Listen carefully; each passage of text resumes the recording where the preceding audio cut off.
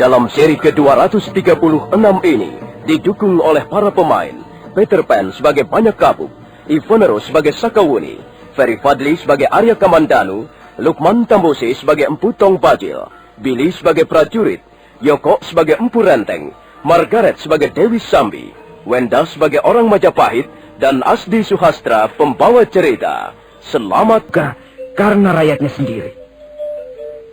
Nah, Sakawuni, apa yang baru saja aku katakan tadi hanya sekedar untuk pengetahuan saja.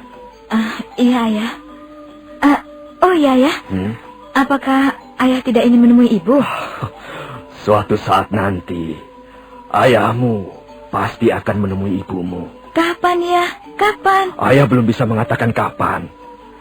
Ayah hanya mengatakan bahwa suatu saat nanti, ayah pasti akan menemui ibumu. Ya, ayah harus minta maaf atas dosa-dosa ayah di masa lalu. Mudah-mudahan saja ibumu mau memaafkan dosa-dosa ayahmu. Sekarang Ibu tidak tinggal di desa Tanibala ya? Oh ya? Ibu tinggal di puncak bukit Panapihan. Kalau suatu saat nanti ayah ingin menemui Ibu, saya bersedia mengantarkan ayah. Oh iya. Mudah-mudahan saja saat itu segera tiba, Wuni. Tentu akan sangat menyenangkan sekali kalau kita bisa bersama-sama. Iya. Saya mau keluar dulu sebentar. Saya ingin menemui Arya Kamandanu. Kau rupanya sudah mengenalnya dengan baik. Kami memang sudah pernah bertemu beberapa kali sebelumnya ya. Kami sudah menjalin persahabatan. Aku pergi dulu ya. Ya. Pergilah. Hati-hati, Sakawuni. Wah, rajin sekali kau, Kamandanu. Oh, kau Sakawuni? Kau terlalu sibuk menebang kayu, sehingga kau tidak mendengar kehadiranku. Ya, aku masih harus menebang kurang lebih 20 pohon lagi. Untuk apa kayu-kayu hutan ini? Ya, kau tentu tahu nih. Aku tidak mungkin seterusnya menumpang di rumah Kakang Ranggalawe. Aku bermaksud membangun rumahku sendiri. Oh, ya. Jadi kau ingin membangun sebuah rumah. Kau tidak boleh lupa menyediakan ruangan tidur untuk istrimu. Ya, memang suatu saat nanti aku ingin membawa Mesin, Ayu Wandira dan Panji Ketawang ke Majapahit. Rasanya tempat ini semakin nyaman untuk dihuni. Rumah-rumah semakin banyak dan penduduknya semakin padat. Kukira tidak sampai 1 tahun desa Majapahit ini sudah akan menjadi sebuah desa yang paling ramai. Kau juga bermaksud tinggal di sini? Mengapa tidak? Aku harus menemani ayahku. Bagaimana dengan ibumu? Ya, aku akan mencari kesempatan untuk pergi ke puncak bukit Panapihan. Aku harus bisa membujuk ibu agar mau tinggal bersama ayah di Majapahit. Aku akan sangat merasa bahagia kalau kami bisa tinggal bersama-sama. Sekarang kau pasti tahu bahwa sebenarnya ayahmu adalah seorang laki-laki yang baik. Kamandanu, setiap orang tentu saja harus mau memperbaiki kekeliruannya. Kulihat semua laki-laki di sini rata-rata baik. Mereka mau berjuang. Itulah yang penting. Iya, mereka rata-rata sudah berkeluarga. Kakang Ranggalawe mempunyai keluarga di Tuban. Paman Nambi keluarganya tinggal di Lamajang. Rekian Demung dan Gajah Biru juga mempunyai keluarga. Tapi sekarang ini mereka terpaksa belum bisa berkumpul dengan keluarganya. Mereka masih harus berjuang. Kukira aku pun tidak segera bisa membawa Mesin ke Majapahit. Suasananya masih belum memungkinkan. Kamandanu, aku membawa air bersih. Apakah kau tidak merasa haus? Terima kasih, Buni. Aku memang belum minum sejak tadi. Kalau begitu, minumlah. Terima kasih. Segar sekali rasanya. Terima kasih, Buni. Iya. Apakah kau mau bekerja sampai sore hari, Kamandanu? Tidak. Aku harus pulang sebelum tengah hari nanti. Bukankah kita semua harus menghadap Gusti Sanggrama Wijaya sore nanti? Apakah ada pertemuan penting lagi? Ya. Gusti Sanggrama Wijaya ingin membicarakan lagi masalah pagar batu. Gusti Sanggrama Wijaya ingin membuat pagar batu yang mengelilingi rumah kediaman beliau. Awas, Sakawuni. Jangan berdiri di situ. Aku akan merobohkan pohon ini.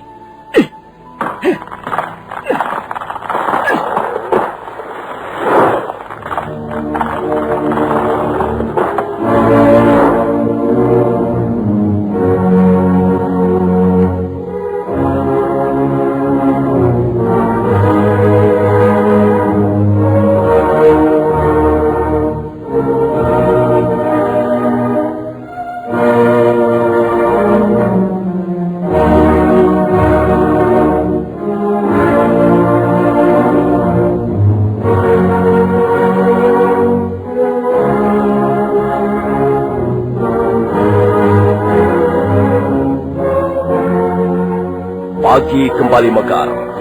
Matahari seolah-olah muncul dari permukaan Kali Brantas. Stupa yang terletak di puncak Candi Sorabana dan Candi Tigawangi mulai terang.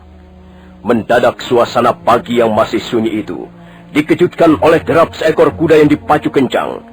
Seorang prajurit Kediri duduk di atas punggung hewan itu. Dia terus mencambuk dan mencambuk kudanya supaya berlari lebih kencang.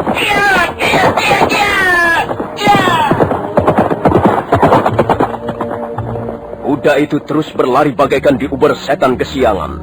Candi Sorabana segera tertinggal jauh di belakangnya. Prajurit Kediri itu tidak berhenti di desa Pakauli. Justru setelah melewati desa Pakauli, prajurit Kediri itu semakin memacu kudanya ke arah timur. Bulatnya kelapa, rasanya rasa sakit di kepala. Itu sakit kepala. Bapak-bapak ke ibu-ibu, man mau sia bingung, lamin pening otak, sakit isit, nyeri pangotot ke sendi, atau nyeri pangwaktu haid, inom bae. Puyer obat sakit kepala cap siolas. Lamin putra putri sia sakit panas, puyer cap siolas bau saturin panas. Jadi, lamin pening otak garusia, inom. Puyer obat sakit kepala cap siolas. Puyer obat sakit kepala cap 19. Puyer obat sakit kepala cap 19. Produksi PT Irawan Jaya Agung Surabaya. Baca aturan pakai. Jika sakit berlanjut, hubungi dokter.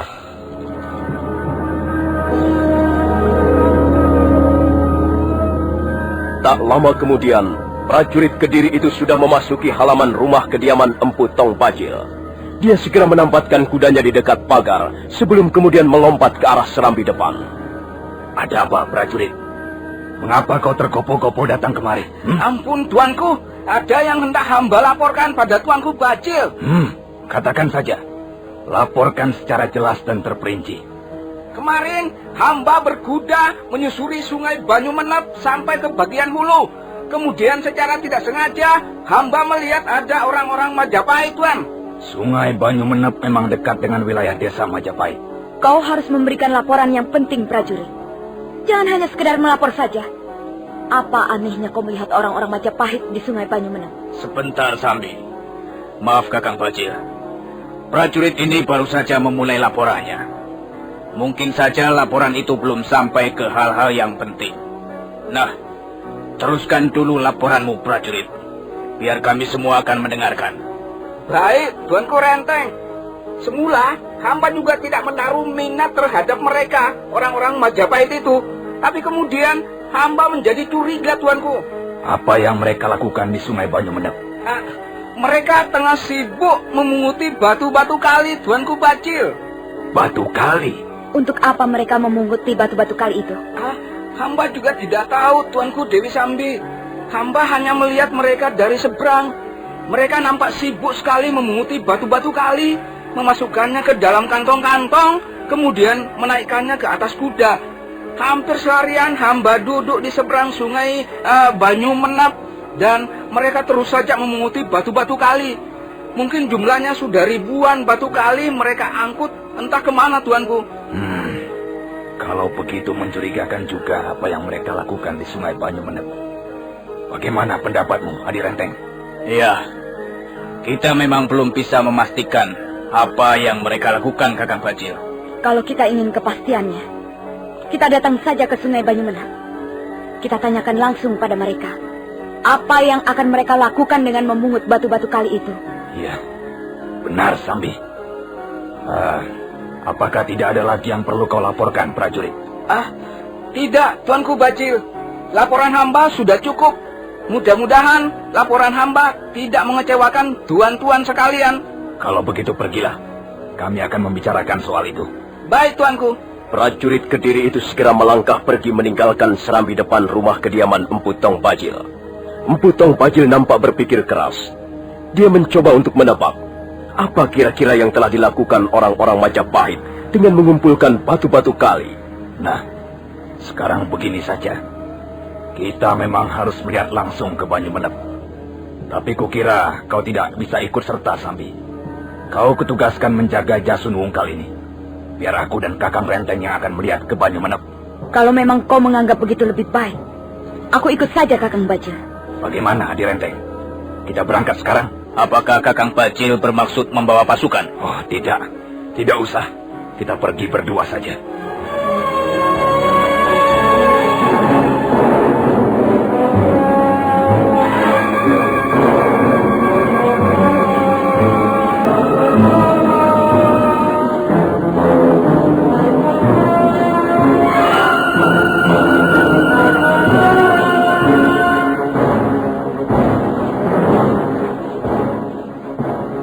Setelah mengatur segala sesuatunya dan menyerahkan tanggung jawab keamanan pada Dewi Sambi, Empu Bajil dan Empu Renteng segera berkuda meninggalkan Jasun Wungkal. Mereka terus berkuda tanpa berhenti. Menjelang sore hari, mereka sudah bisa melihat puncak Candi Sorabana di kejauhan. Mereka terus berkuda di atas jalanan berbatu, dan tak lama kemudian mereka sudah tiba di tepian Sungai Banyumenep. Benar. Apa yang dilaporkan prajurit itu, Adi Renteng? Lihat, orang-orang itu masih sibuk memunguti batu kali. Oh iya. Apa yang akan mereka lakukan dengan batu-batu kali itu, Kakang? Ayo, kita temui mereka, Adi Renteng. Kita tanya pada mereka.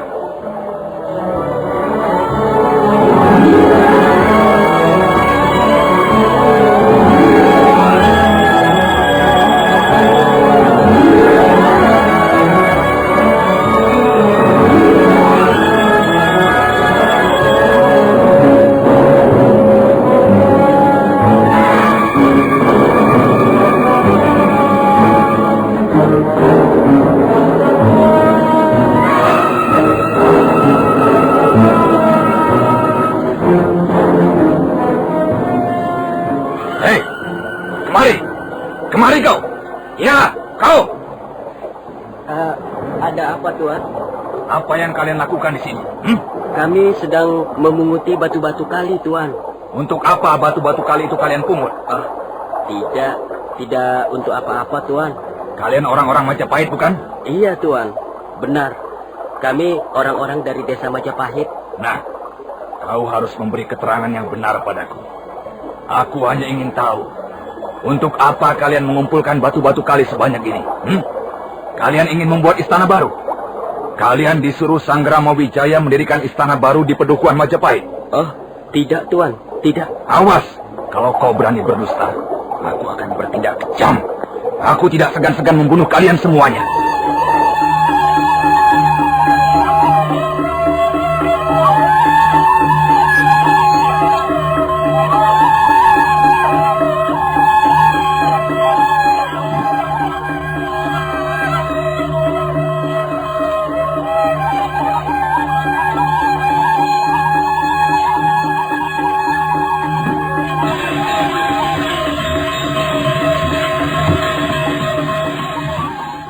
Empu Bajil kelihatan sangat gusar.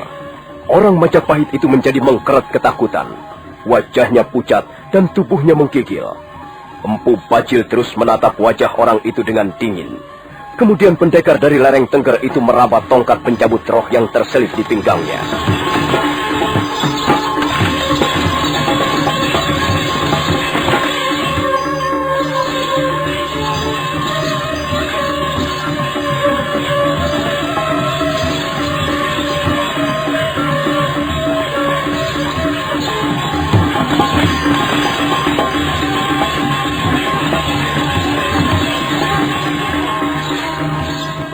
Nah, bagaimanakah kisah selanjutnya? Apakah Empu Bajil akhirnya akan memperoleh keterangan yang memuaskan tentang orang-orang Majapahit yang mengumpulkan batu-batu kali? Dan untuk apa sebenarnya batu-batu kali itu? Saudara pendengar, silakan menunggu seri berikutnya. Sampai jumpa.